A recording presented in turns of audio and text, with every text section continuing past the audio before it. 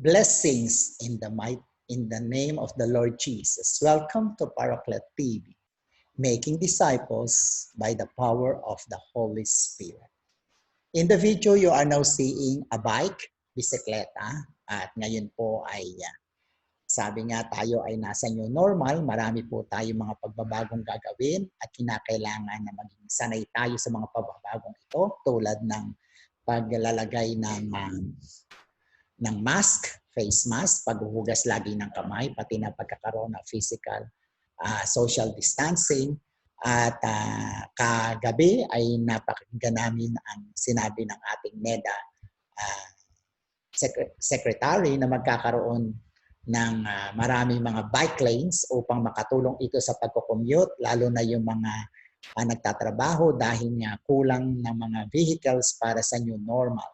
At kaya nga ginawa nila yung experiment on May 21, 2020, noong linggo, at nung ginamit na nila yung bike lanes doon sa EDSA, nung umaga, nung hapon ay tinigil nila dahil hindi nila paghandaan yung dami na nagbabike doon. Kaya nga isa sa mga plano ng National Economic Development Authority ay magkaroon ng maraming mga bike lanes upang magkaroon din ng iba pang masasakyan ang mga tao. Ang bisikleta po sa ating pag-aaralan ay malaki o mahalaga ang papel na ginagampanan nito dahil matututunan po natin kung ano ba ang relasyon ng pagbabago ng isip ng tao sa bisikletang ito. Dahil ngayon po tayo ay nasa new normal, kinakailangan magbago tayo ng isip at ang bisikletang ito kapag nakikita po natin ay magpapaalala sa atin bakit mahalaga na magbago tayo ng isipan at ano ba yung mga bagay na dapat na gawin nating pagbabago. At bago ko po talakayin yan, I am inviting all of you dito po sa Bike Lanes at EDSA to subscribe now Paraclet TV, lalo na po kayo na mga hindi pa nagsasubscribe pero kayo po'y nanonood na pagpapala po ng ating mga videos sa kapurihan ng Panginoon at sa lalo pang ikalalaganap ng banal na salita ng Diyos, tayo po ay mag-subscribe, maging kapartner po namin kayo sa Paraclet TV. At ang ating pong text sa araw na ito ay matatagpon po natin sa Romans 12, chapter 12, verses 1 and 2. And I just want to read it for you. Therefore, I urge you, brothers and sisters, in view of God's mercy, to offer your bodies as a living sacrifice, holy and pleasing to God. This is your true and proper worship. Do not conform to the pattern of this world, but be transformed by the renewing of your mind. Then you will be able to test and approve what God's will is, His good, pleasing, and perfect will. And I would like to suggest that the title of our video this day will be Loving God with Our Minds. Kasi yan po yung kauna-unahang kautusan ng Panginoon na mahalin natin ang Diyos ng buong puso, buong kaluluwa at buong pag-iisip at buong lakas. At para po maibig natin ang ating sarili at ito maging basehan natin ang pag-ibig natin sa kapwa. Paano ba natin mamahalin ng Diyos sa pamamagitan ng ating pag-iisip? Ang pag-iisip po ay maikukumpara po sa isang computer at tayo naman po lahat halos ay mayroong computer. Kung wala man tayong desktop ay mayroon po tayong laptop o kaya mayroon po tayong cellphone. Halos ganun din ang kanyang gamit. At ang sabi po in average, ang laptop o ang computer ay nakakapag-save ng 250,000 pictures. Ito din po ay nakakapag-save ng 20,000 songs at ganun din ay mga 100 videos. Alam po ba ninyo na ang isipan ng tao ay higit pa sa computer dahil mas makapangyarihan ang tao, mas makapangyarihan ang isipan ng tao kaysa sa computer. Una-una dahil nga tao lamang po ang gumawa ng computer. No? Bakit? Kasi po ang isipan ng tao ay pwede po siyang mag-operate o gumawa ng bagay sa loob lamang ng isang segundo ng 10 trilyon na mga bagay o mga operasyon sa kanyang isipan sa loob lamang ng isang segundo. Ganyan po kakapangyarihan ang isipan ng tao. Ano po ba ang gamit ng isip natin? Ang ilan sa mga pangunahing gamit ng isip o ng tao ay una, ito po ay nagmi-maintain ng flow of the blood to the arteries and veins. So yung sa pamamagitan po ng isip ng tao, siya po ang nagpapadaloy ng dugo doon sa ating mga ugat papunta o pabalik doon sa puso. At ang pagiging kalma ng isipan ng tao ang nagsasabi kung mahinahon ang daloy at kapag tayo ay sobrang nag-iisip, na-stress po tayo, ang atin din pong mga bahagi ng katawan ay nai-stress. Ganon din po, nagkakaroon po ng high blood ang mga tao. At dito po, ano pa ang trabaho? It balances the temperature of the body. Yung pagkakaroon po ng tamang temperatura ay nababalance po yan ng isipan ng tao at pati na yung tibok ng puso ng tao, it can be sustained by the mind. And ang isipan ng tao can serve about 6 or 60,000 cells per second in the body. We all know that the cells are the building blocks of the body of man or the human anatomy. Ang bumubuo po sa katawan natin ng tao, ang bumubuo sa mga tissues, bumubuo sa mga organs ng tao ay walang iba kundi ang cells. At ang naglilingkod sa cells upang manatiling buhay at malusog, walang iba kundi ang isipan nating mga tao. At kumisan tayo po ay may iniisip, bigla na lang may papasok sa ating isipan, unconsciously, ang tawag po natin doon ay maliban sa may power po ang ating conscious mind, may power din po na nagpupunta ron, ito naman po in the power of your subconscious mind. Ano po yung power of subconscious mind? Ito po yung mga bagay na nailagay natin sa ating isip mula pa tayo ay bata. No? Everything we put in our mind will become a reality. Lahat ng mga bagay na iligay natin sa ating isip, ito po ay magiging realidad, ito po ang magiging buhay natin bilang mga tao. At naririyan po yung mga senses na pinagpapasukan ng mga bagay na inilalagay natin sa ating isipan. Una, kung ano po yung ating nakikita, kung ano ang ating napapanood, kung ano yung ating binabasa, yan po ang mapupunta sa ating isipan. Kung ano po ang ating naririnig, yung pumapasok sa ating tenga, yung mga naamoy po natin, halimbawa nakaamoy po tayo ng adobo, nakaamoy po tayo ng sinigang, yan po ay napupunta sa isipan ng tao. Kaya kahit hindi po natin nakikita yung sinigang, o di natin nakikita yung adobo, alam natin na ang niluluto ng ating kapitbahay ay adobo o kaya ay sinigang. Yung mga natitikman po natin, yung mga nararamdaman natin at lahat ng ating mga experiences sa buhay, everything, lahat po na ito ay nagko-contribute kung paano po nilalagay sa isipan at yan po ang kumukontrol sa buhay natin bilang mga tao. Tingnan po natin sa dito, our culture of our environment shapes us. No, yung kinalakhan natin, our family background, yung mga ginawa natin noon nung tayo ay bata pa, kung anong environment galing tayo po ba ay nanggaling sa marangyang pamilya, o tayo ay nanggaling sa hindi kayamanang pamilya, o tayo ba ay may sarili nating bahay, o tayo ba ay umuupa lamang, o ito po ay nagsishape no, ng ating mga isipan. And this, yung mga isipan po natin yan, iyan po ang lumilikha kung anong klaseng tao tayo sa pagdating ng panahon. Kaya nga napakahalaga po na sinabi na ating tekstos na in Romans 12:1 and 2, I beseech you, brethren, that you offer yourselves as a living sacrifice. Ihandog natin ang ating mga buhay sa Diyos bilang isang buhay. Para ito daw ang ating karampatang pagsamba and be transformed. Magbago tayo ng ating mga buhay sa pamamagitan ng pagbabago ng ating mga isipan. So ang pagbabago ng buhay ng tao ay nagsisimula sa pagbabago ng kanyang isip. Dahil everything starts with the mind. No, lahat ng bagay sa tao ay nagsisimula sa kanyang isipan. Kaya napakahalaga na baguhin natin ito. Bakit dapat natin baguhin ang ating isip? Dahil ang sabi po ng ating teksto, upang so that we will know what is good, what is pleasing, what is perfect will of God. Kinakailangan magbago tayo ng isip para maunawaan natin kung ano yung mabuti, kaaya-aya sa Diyos at perfectong kalooban ng Panginoon. Para pag nalaman natin kung ano yung mabuting gusto ng Diyos, kung ano yung mga kaaya-ayang mga bagay na gusto niya maranasan ng tao, at kung ano yung perfectong kalooban niya, kinakailangan po na magbago tayo ng ating isipan. Marami po mga tao na hindi po nila nararanasan kung naghahanap sila kung ano ba ang kalooban ng Diyos, pero hindi po nila nararanasan dahil hindi po sila nagbabago ng isip. Ang malaki pong tanong is how, papaano tayo magbabago ng isip. How to renew the minds of us. Ang una pong paraan ay ito po. Kinakailangan po magkaroon ng paradigm shift. Ang paradigm po is defined as it is also synonymous with a framework or with a concept in the mind. Ito yung structure ng isipan natin bilang mga tao. Yan tawag po dyan ay paradigm. Kung ano po ang klase ng mga bagay na nilagay natin sa ating isip, maganda man ito, mabuti man ito, kapakipakinabang man ito, ang tawag po dito ay paradigm. So, to renew our minds, we have to have a paradigm shift.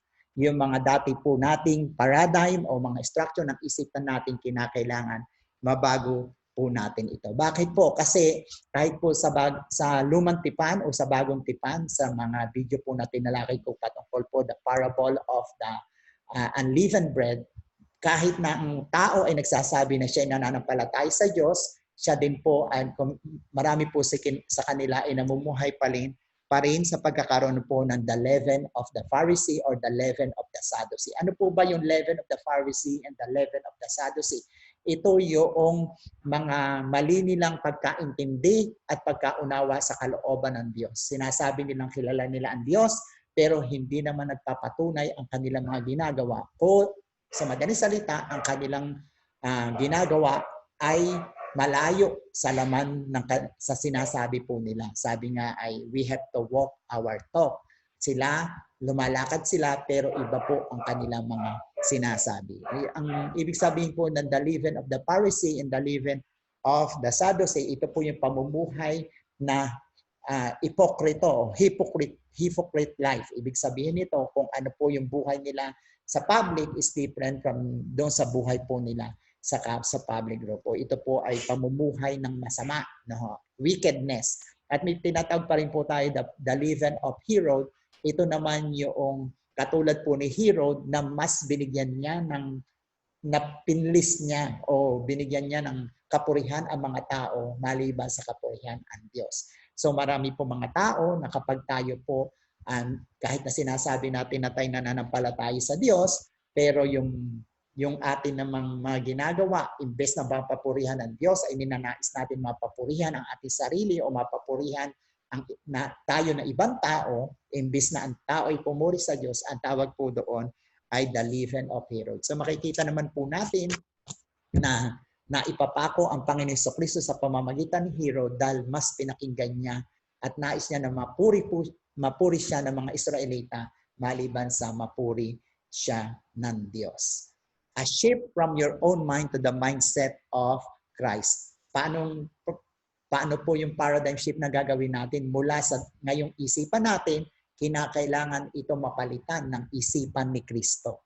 Bakit po? Ano po ba yung isipan ng Panginoon Jesucristo? Ang sabi po dito, we must have the mind of Jesus. And what is the mind of Jesus? This is in Philippians chapter 2, from verses 5 to 10 or 11. Let this mind be in you, which was also in Christ Jesus. So iniuutos po ng Panginoon sa pamamagitan ni San Pablo na tayo ay magkaroon ng isipan.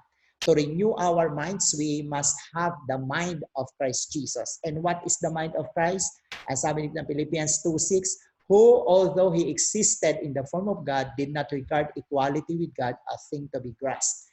Na siya, bagamat Diyos, hinubad niya ang kanyang pagka-Diyos, bagamat siya ay equal lamang sa Diyos, hindi niya na po inangkin itong pakinabang, kundi numasumpungan niya po kanyang sarili. Ang sabi ito, Christ emptied Himself, taking the form of a bondservant, being made in the likeness of men. Noong nagkatawan tao po siya, ay siya'y namuhay ng 100% na tao. Naranasan niya po kung paano mamuhay ang tao, kung paano masaktan, kung paano masiyahan ang tunay na tao. No? At ang sabi, ang pag-i-empty niya ng kanyang sarili ay nagpapatunay ng isang tunay na kaisipan ng Panginoon, yung pagpapakumbaba, the humility of Christ. Ang sabi nga doon, yes, He humbled Himself till death on the cross. Siya ay nagpakumbaba, nung siya ay iniwan niya ang kanyang pagka-Diyos at nagkatawan tao, naging taong tunay, bagamat pwede na sana siyang hindi mapako sa cross, pero siya po yung nagpakumbaba. At ito yung kaisipan ng Panginoon Jesucristo. Kapag tayo po ay nagpa-paradigm shift from our mind to the mind of Christ, ganito po ang lagi nating iniisip. Una, sabi dito, finally brothers and sisters, dapat po lagi po natin iisipin ang mga bagay na totoo. No? So, alam naman po natin, ang kabaliktaran po ng totoo ay mali or kasinungalingan. At alam naman natin na ang ama ng kasinungalingan ay walang iba kundi po si Satanas. So, lagi po natin isipin ang mga bagay na totoo. Lagi po natin isipin ang mga bagay na noble or marangal. Yung mga kaisipan na pangmayaman. O ibig sabihin ng kaisipan na pangmayaman o marangal ay yung hindi tayo mapipintasan dahil tayo po ay nagsabi ng hindi na mga kasinungalingan o mga sasamang mga pananalita o mga vulgar words.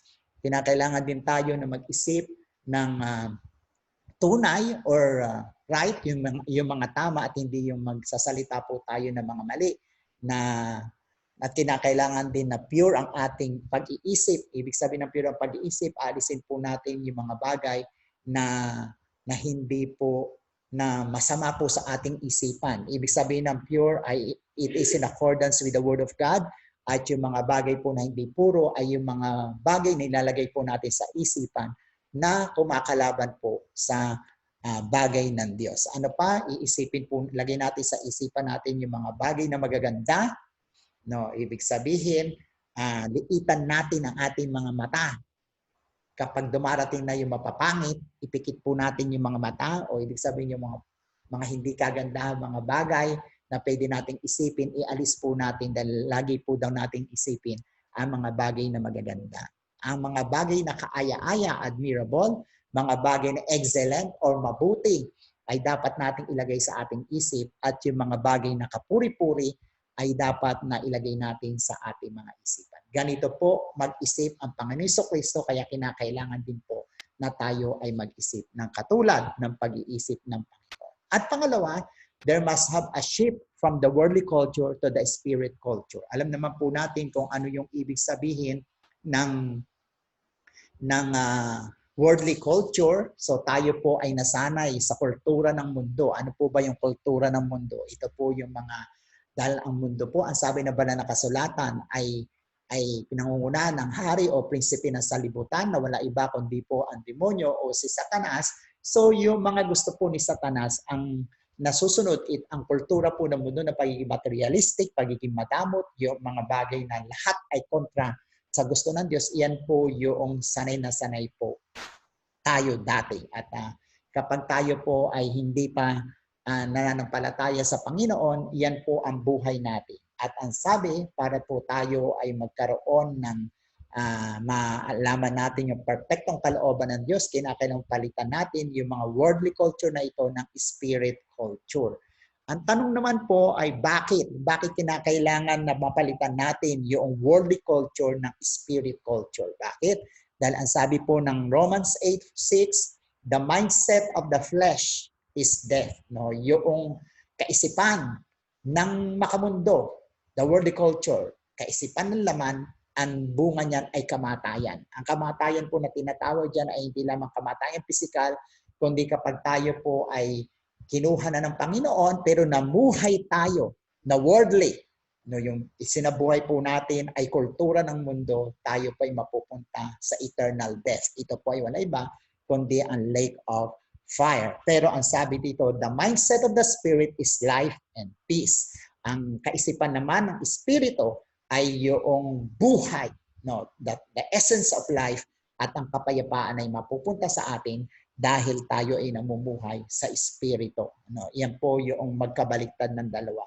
Kamatayan sa namumuhay sa laman, namumuhay sa mundo, pero buhay ang ipagkakaloob doon sa namumuhay sa laman. Ang ilustrasyon po niyan ay ito po, kapag sinasabi po na tayo ay namumuhay sa mundo, dapat po ang nasusunod sa buhay natin ay walang iba kundi ang banal na Espiritu. The Holy Spirit rules in the life of those who live in the spiritual culture. Yung mga tao na namumuhay doon sa kultura ng Espiritu, ang banal na Espiritu ang nasusunod sa kanilang mga buhay. Ang ilustrasyon po ay ganito. Ito po ay hari at ang kanya pong upuan ay sumisimbolo po sa puso ng tao. No, ang upuan na inuupuan ng hari ay sumisimbolo sa puso ng tao. Kapag ang puso ng tao ang nakaupo ay ikaw o ako, ako ang nakaupo sa aking puso, yan po ang namumuhay sa worldly culture. Pero kapag ang puso mo ang namumuhay, ang nangunguna, ang nagro-rule, ay wala iba kundi ang banal na espiritu, ito po ang tinatawag na spirit culture. No?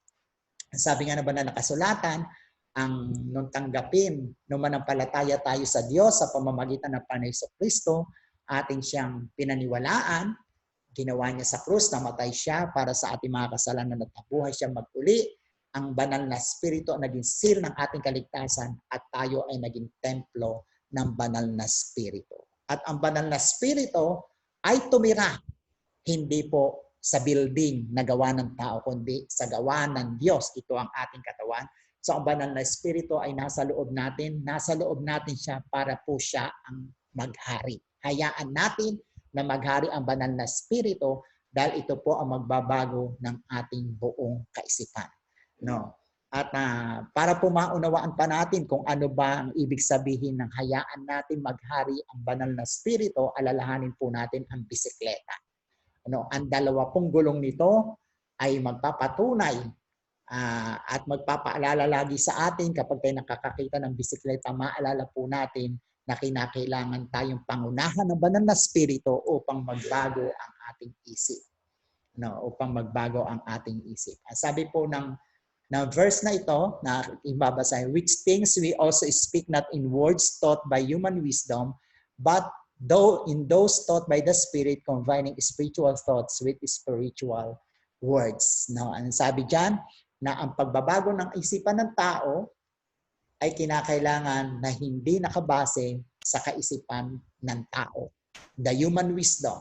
Kung sino man ang pinakamatalinong tao na buhay sa daigdig, yung mga philosopher, si Galileo ba o yung ating mga scientist ba ito o matatalinong tao kung sino man sila, huwag tayong daw mabuhay. Huwag natin iyon ilagay sa ating isipan upang maging basehan ng structure ng ating isip, kundi ito dapat ay ang mga bagay na tinuturo ng banal na espiritu. At yung mga bagay na tinuturo ng banal na espiritu ay dalawa. Ano yun? Spiritual thoughts and spiritual words.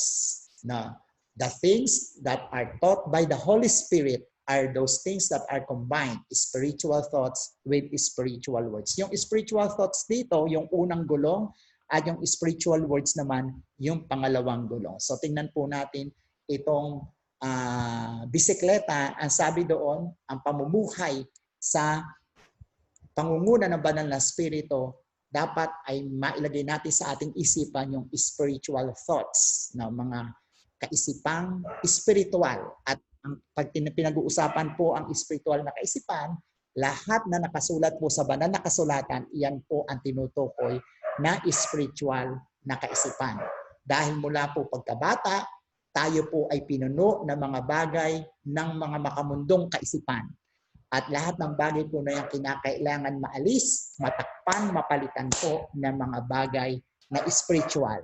Kaya kinakailangan po ang banal na kasulatan dahil ito ang maglilinis ng ating isip, magre-renew ng ating isip sa pamamagitan ng kapangyarihan ng banal na espiritu. Kaya nga sinabi po ni San Juan, John 5:39, search the scriptures, for in them you think ye have eternal life, and they are they which testify of me.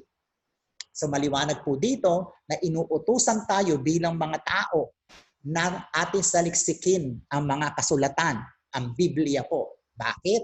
Kasi marami mga tao na sinasabi nila na sila ay nananampalataya sa Diyos, kilala nila ang Diyos, pero pag tinanong mo kung saan sila pupunta, hindi po nila alam. Wala daw nakakasiguro na pupunta ang tao sa langit o sa impyerno habang siya ay buhay. Pag siya po'y namatay, doon niya lang malalaman.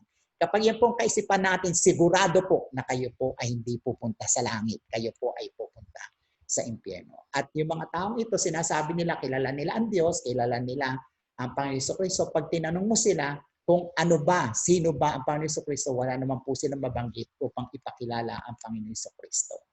Ang banal na kasulatan ay sabi dito, saliksikin natin, let us search the scriptures. Why? So that we will understand eternal life, yung buhay na walang hanggan na kasama ang Diyos. At pangalawa, makikilala natin na mas malalim kung sino ang Panginoong Jesucristo. Yan po ang tinatawag na spiritual thoughts na itinuturo po ng banal na spirito. So yun po yung unang gulong. Ang ikalawang gulong po ang sabi, spiritual words. Ano naman po yung spiritual words? Ang spiritual words naman po, ito naman yung ating paghinga. So yung spiritual thoughts, pagkain po natin. At yung paglabas naman po, ang tawag dito ay spiritual words. At obviously, ito po ay tumutukoy sa pananalangin. So ito po yung dalawang gulong. Para po tumakbo ng maayos, yung bisikleta dapat ayos na ayos, okay na okay. Balance na balance po yung unang gulong at yung pangalawang gulong. No? At kinakailangan na ang ating pananalangin ay nakabase sa banal na kasulatan upang dahil kapag kilala natin ang Diyos bilang ating Ama, Ama namin sumasalangit ka, ang sabi ng banal na kasulatan, papakinggan tayo ng Diyos, dapat alam po natin ang bagay na iyan. So napakahalaga po na ang sabi ng banal na kasulatan, may mga panahon na ang tao, ang sabi ng banal na kasulatan, hindi tayo marunong manalangin. Kaya nga andyan po ang banal na spirito, dahil ang sabi dito ng Romans 8:26, we do not know how we ought to pray. Walang tao na marunong ng tamang pananalangin. Tama po ba yun? Kasi may mga tao po sinusulat ang prayer. May mga tao po na nagsusulat lang at nagsasalita dahil sanay na sila mag-pray. Pero tama po ba yun? Pero ang sabi po ng banal na kasulatan, walang taong marunong mag-pray. Ang sabi po rito, we do not know how we ought to pray, but the Spirit Himself, the Holy Spirit, intercedes for us with groanings, words that we could not express. No?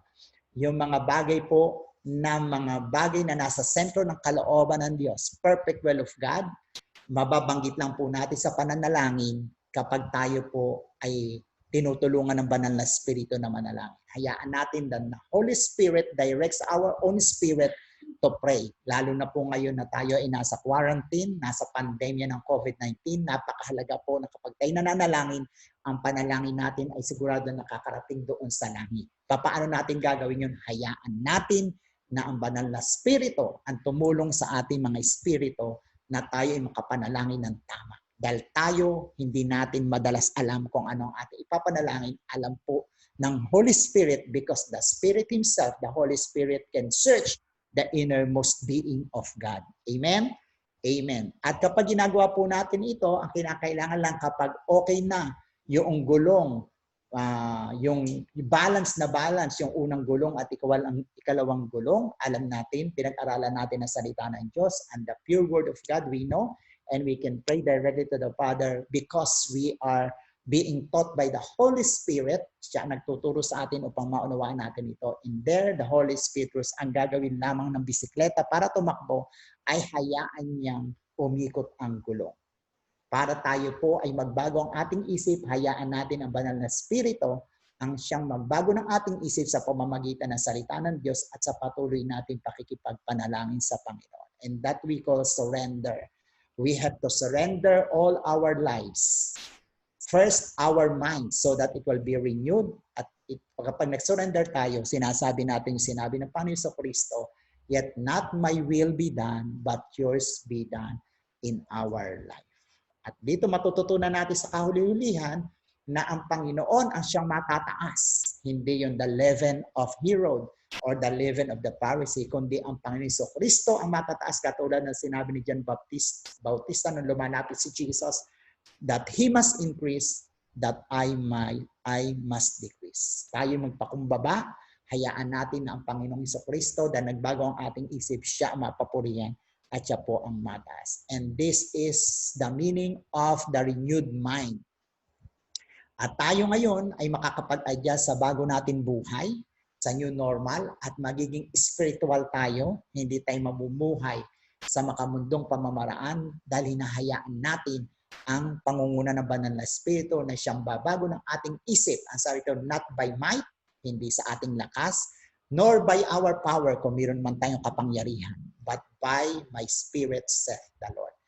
Ang matagumpay na pamumuhay sa pamamagitan ng pagbabago ng isip We surrender our lives unto the Lord. Let us allow the Holy Spirit to teach us the Word of God and to help us how to pray, and that the minds will be renewed and our life will really be totally a blessing to God who art in heaven. I pray that these words will really deeply be rooted in your hearts, and I continuously bless you in the mighty name of the Lord Jesus. Go, go, go.